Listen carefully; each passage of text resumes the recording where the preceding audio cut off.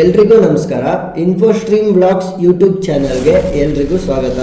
ಈ ವಿಡಿಯೋದಲ್ಲಿ ನಾವು ಯಾವ ರೀತಿ ಹೊಸದಾಗಿ ತೋಟ ಮಾಡಬೇಕು ಅಂತ ಇದ್ದರೆ, ಇಲ್ಲ ಅಂತಂದರೆ ನಿಮ್ಮ ಹೊಲನೇ ತೋಟವಾಗಿ ಕನ್ವರ್ಟ್ ಮಾಡಬೇಕು ಅಂತ ಇದ್ದರೆ, ಇಲ್ಲ ನಿಮ್ದು ಆಲ್ರೆಡಿ ತೋಟ ಇದ್ದರೆ ಯಾವ ರೀತಿ ಸಾವಯವ ಕೃಷಿ ಪದ್ಧತಿಯನ್ನು ಅಳವಡಿಸ್ಕೊಂಡು ನೈಸರ್ಗಿಕವಾಗಿ ನಿಮ್ಮ ತೋಟದ ಫಲವತ್ತತೆಯನ್ನು ಹೆಚ್ಚಿಸೋದಕ್ಕೋಸ್ಕರ ಹಸಿರೆಲೆ ಗೊಬ್ಬರನ ತಯಾರಿ ಮಾಡ್ಕೋಬೇಕು ಅನ್ನೋದನ್ನು ತಿಳ್ಕೊತಾ ಹೋಗೋಣ.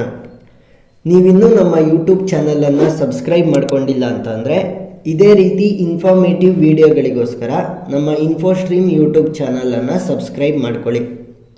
ಮೊದಲಿಗೆ ಯಾರಾದರೂ ಹೊಸದಾಗಿ ತೋಟ ಮಾಡಬೇಕು ಅಂತ ಇದ್ದರೆ ನೀವು ಬೇರೆಯವರ ತೋಟನ ಫಸ್ಟು ವಿಸಿಟ್ ಮಾಡಬೇಕು.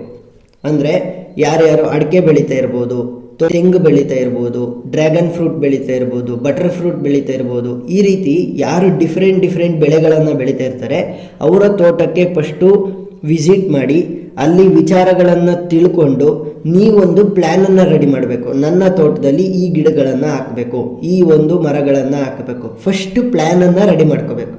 ಪ್ಲ್ಯಾನನ್ನು ರೆಡಿ ಮಾಡ್ಕೊಂಡಾದ ತಕ್ಷಣ ಸುಮ್ಮನೆ ಬಂದು ಗಿಡಗಳನ್ನು ನೆಡಬಾರ್ದು. ಹಂತವಾಗಿ ನೀವು ಒಂದು ಪ್ರೋಸೆಸ್ಸನ್ನು ಫಾಲೋ ಮಾಡಬೇಕು. 1-2 ತಿಂಗಳು ಲೇಟ್ ಆದ್ರೂ ಪರವಾಗಿಲ್ಲ, ಪ್ರೋಸೆಸ್ಸನ್ನು ಫಾಲೋ ಮಾಡ್ಕೊಂಡೋಗಿ. ಫಸ್ಟು ಫೆನ್ಸಿಂಗ್ ಮಾಡಿಸ್ಕೋಬೇಕು. ಎರಡನೇದಾಗಿ ನೀರಿನ ವ್ಯವಸ್ಥೆ, ಬೋರ್ ಇರ್ಬೋದು, ಇಲ್ಲ ಅಂತಂದರೆ ಕೃಷಿ ಹೊಂಡನ ನಿರ್ಮಾಣ ಮಾಡೋದಿರ್ಬೋದು, ಈ ರೀತಿ ನೀರಿನ ವ್ಯವಸ್ಥೆಯನ್ನು ಮಾಡ್ಕೋಬೇಕು. ಮೂರನೆಯದಾಗಿ ನೀವೇನು ಮಾಡಬೇಕಾಗತ್ತೆ, ನಿಮ್ಮ ಜಮೀನಿನ ಫಲವತ್ತತೆಯನ್ನು ಹೆಚ್ಚಿಸೋದಕ್ಕೋಸ್ಕರ ಹಸಿರೆಲೆ ಗೊಬ್ಬರನ ಮಾಡ್ಕೋಬೇಕು. ನೈಸರ್ಗಿಕ ಕೃಷಿಯನ್ನು ನೀವು ಅಳವಡಿಸ್ಕೊಂಡ್ರೆ ನಿಮ್ಮ ಖರ್ಚು ಕೂಡ ಕಡಿಮೆ ಆಗ್ತದೆ ಮತ್ತು ಲಾಭಾಂಶ ಕೂಡ ಜಾಸ್ತಿ ಆಗುತ್ತೆ. ಇನ್ನೊಂದೇನು ಅಂತಂದರೆ, ನೀವು ಯಾವುದೇ ವಿಷಕಾರಿಯಾದಂಥ ಅಂಶಗಳನ್ನು ನಿಮ್ಮ ಜಮೀನಿಗಾಗಲಿ ಅಥವಾ ಭೂಮಿಗಾಗಲಿ ನೀವು ನೈಸರ್ಗಿಕ ಅಥವಾ ಸಾವಯವ ಕೃಷಿ ಪದ್ಧತಿಯಲ್ಲಿ ನೀಡೋದಿಲ್ಲ. ಹಾಗಾಗಿ ಅದರಿಂದ ಏನು ಫಲಾಂಶ ಬರ್ತದೆ ಅದರಲ್ಲೂ ಕೂಡ ವಿಷಕಾರಿಯಾದಂಥ ಅಂಶಗಳು ಇಲ್ಲದೇ ಇರೋದ್ರಿಂದ ನಿಮ್ಮ ಜಮೀನಿನಲ್ಲಿ ಬೆಳೆದಿರುವಂಥದ್ದು ಫುಲ್ಲು ನೈಸರ್ಗಿಕ ಮತ್ತು ಸಾವಯವದ ಬೆಳೆಯಾಗಿರುತ್ತೆ. ಹಾಗಾಗಿ ನೀವು ಫಸ್ಟು ಹಸಿರೆಲೆ ಗೊಬ್ಬರನ ತಯಾರಿ ಮಾಡ್ಕೋಬೇಕು. ಯಾವ ರೀತಿ ತಯಾರಿ ಮಾಡ್ಕೋಬೇಕು, ಈ ಒಂದು ಹಸಿರೆಲೆ ಗೊಬ್ಬರದಿಂದ ಯಾವ ರೀತಿ ಫಲವತ್ತತೆ ಹೆಚ್ಚಾಗುತ್ತೆ ಅಂತಂದರೆ, ಮೊದಲಿಗೆ ನೀವು ಹಸಿರೆಲೆ ಗೊಬ್ಬರನ ಮಾಡಿಕೊಂಡು ಅದನ್ನು ನೀವು ಮಲ್ಚಿಂಗ್ ರೀತಿ 2-3 ಬಾರಿ ನಿಮ್ಮ ಜಮೀನಿಗೆ ಕೊಟ್ಟಾಗ ಅದರಲ್ಲಿರುವಂತಹ ಜೀವಾಣುಗಳು ಮತ್ತು ಅಲ್ಲಿ ಉತ್ಪತ್ತಿಯಾಗುವಂಥ ಎರೆಹುಳು ನಿಮ್ಮ ಜಮೀನಿನ ಫಲವತ್ತತೆಯನ್ನು ಹೆಚ್ಚಿಸೋದಕ್ಕೋಸ್ಕರ ಕಾರ್ಯಗಳನ್ನು ಮಾಡ್ತಾ ಹೋಗ್ತವೆ. ಈ ಹಸಿರೆಲೆ ಗೊಬ್ಬರನ ರೆಡಿ ಮಾಡೋದು ಅಂದರೆ ಬರೀ ಅಗಸೆ ಸೆಣಬುನ ಹಾಕ್ಬಿಟ್ಟು ಮಲ್ಚಿಂಗ್ ಮಾಡೋದಾ? ಇಲ್ಲ, ಇದನ್ನು 4 ತಿಂಗಳು ಪ್ರೋಸೆಸ್ ರೀತಿ ಮಾಡಬೇಕು.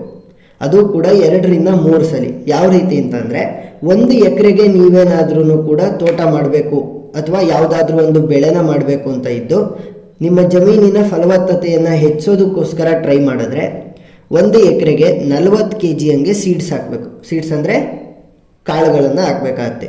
ಏಕದಳ ಕಾಳುಗಳು 6 kg, ದ್ವಿದಳ ಕಾಳುಗಳು 14 kg. ಯಾವುದಾದ್ರೂ ಏಕದಳ ಕಾಳುಗಳು, ಯಾವುದಾದ್ರೂ ದ್ವಿದಳ ಕಾಳುಗಳು ಮಿಕ್ಸ್ ಆದ್ರೂ ಪರವಾಗಿಲ್ಲ. ಏಕದಳ 6 kg, ದ್ವಿದಳ 14 kg ಮತ್ತು ಎಣ್ಣೆ ಕಾಳುಗಳನ್ನು 6 kg ಸೇರಿಸಬೇಕು. ಮಸಾಲೆ ಕಾಳುಗಳು ಮೆಂತ್ಯ ಕಾಳು ಇರ್ಬೋದು, ಕೊತ್ತಂಬರಿ ಬೀಜ ಇರ್ಬೋದು, ಇವೆರಡೂ ಕೂಡ 1 kg, total 2 kg. ಅಬಸೆಣಬು 6 kg, ಚಂಬೆ 6 kg, total ಎಷ್ಟಾಯಿತು? 40 kg. ಈ 40 kgನ 1 ಎಕರೆಗೆ ಹಾಕಿದ್ರೆ 1.25 ತಿಂಗಳೊತ್ತಿಗೆ ಫುಲ್ ಬೆಳ್ಕೊತೇವೆ. ಅವಾಗ ಏನು ಮಾಡಬೇಕು, ರೋಟೋವೇಟ್ರ್ ಓಡಿಸ್ಬಿಟ್ಟು ಮಲ್ಚಿಂಗ್ ಮಾಡೋ ರೀತಿ ಮಾಡಬೇಕು. ಮತ್ತೆ ಅದೇ ರೀತಿ 1 ಎಕರೆಗೆ 40 kg ಹಂಗೆ ಸುಮ್ಮನೆ ಚಲ್ಕೊತಾ ಹೋಗಬೇಕು. ಅವು ಮತ್ತೆ ಬೆಳೀತವೆ. ಇನ್ನೊಂದ್ಸಲಿ ಅದೇ ರೀತಿ ರೋಟೋವೇಟ್ರ್ ಓಡಿಸ್ಬಿಟ್ಟು ಮಲ್ಚಿಂಗ್ ಮಾಡಿಸೋದು.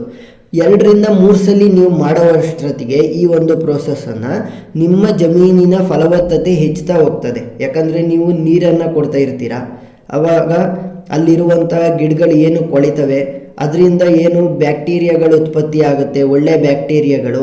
ಮತ್ತು ಆ ಒಂದು ಬ್ಯಾಕ್ಟೀರಿಯಾಗಳನ್ನು ತಿನ್ನೋದಕ್ಕೋಸ್ಕರ ಮತ್ತು ನಿಮ್ಮ ಜಮೀನಿನಲ್ಲಿರುವಂಥ ಕೊಳೆಯನ್ನು ಒಂದು ಚಿನ್ನದ ರೀತಿಯಲ್ಲಿ ಪರಿವರ್ತಿಸುವಂಥ ಎರೆಹುಳುಗಳು ಇರ್ತಾವಲ್ಲ, ಅವು ಏನು ಮಾಡ್ತವೆ, ನಿಮ್ಮ ಜಮೀನಿನಲ್ಲಿರುವಂಥ ಫಲವತ್ತತೆಯನ್ನು ಹೆಚ್ಚಿಸ್ತಾ ಬರುತ್ತೆ. ಹೀಗಾಗಿ ಫಸ್ಟ್ ಯಾರಾದ್ರೂ ತೋಟ ಮಾಡಬೇಕು ಅಥವಾ ಬೆಳೆ ಮಾಡಬೇಕು ಅಂತ ಇದ್ದರೆ ನಿಮ್ಮ ಮೊದಲನೇ ಗುರಿ ಏನಾಗಿರಬೇಕು, ನಿಮ್ಮ ಜಮೀನಿನ ಫಲವತ್ತತೆಯನ್ನು ಹೆಚ್ಚಿಸೋದಕ್ಕೋಸ್ಕರ ಹಸಿರೆಲೆ ಗೊಬ್ಬರನ ತಯಾರಿಸೋದಾಗಿರಬೇಕು. ಈ ವಿಡಿಯೋದಲ್ಲಿ ನಾವು ಯಾವ ರೀತಿ ಹಸಿರೆಲೆ ಗೊಬ್ಬರನ ತಯಾರಿಸೋದು, ಇದರಿಂದ ಆಗುವಂಥ ಲಾಭ ಏನು ಅಂತ ತಿಳ್ಕೊತಾ ಹೋದ್ವಿ. ಇದೇ ರೀತಿ ಇನ್ಫಾರ್ಮೇಟಿವ್ ವಿಡಿಯೋಗಳಿಗೋಸ್ಕರ ನಮ್ಮ ಇನ್ಫೋಸ್ಟ್ರೀಮ್ ಯೂಟ್ಯೂಬ್ ಚಾನಲನ್ನು ಸಬ್ಸ್ಕ್ರೈಬ್ ಮಾಡ್ಕೊಳ್ಳಿ. ಮತ್ತು ಇನ್ನೂ ಯಾವುದಾದ್ರೂ ವಿಚಾರಗಳ ಕುರಿತಾಗಿ ವಿಡಿಯೋಗಳು ಬೇಕಾಗಿದ್ದರೆ ಕಮೆಂಟ್ ಸೆಕ್ಷನಲ್ಲಿ ತಿಳಿಸಿ. ಧನ್ಯವಾದ.